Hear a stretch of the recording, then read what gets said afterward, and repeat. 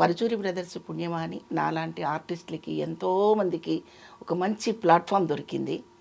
అలా రావడం జరిగింది అంతే. First movie సర్పయాగం. సర్పయాగం మరి శోభన్ బాబు గారితో ఆ, ఎలా అనిపించిందమ్మా? ఒక excellent. విలక్షణ నటుడు. అయ్యో అవన్నీ నా జీవితంలో ఒక మధురమైన విషయాలు అవి.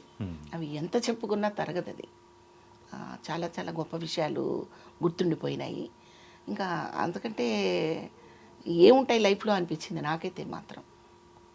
ఇప్పుడు మన కుటుంబంలోకే అనుకోండి, యా మన కుటుంబంలో ఏం తెలుస్తారు, మన నాన్న అమ్మ, దానికి ప్రీవియస్ మా తాతగారు, మా అమ్మమ్మ గారు, నానమ్మ గారు, ఇంకా ఇంకా దానికి ముందు సంబంధించిన తరాల వెళ్ళే వాళ్ళే తెలుస్తారు.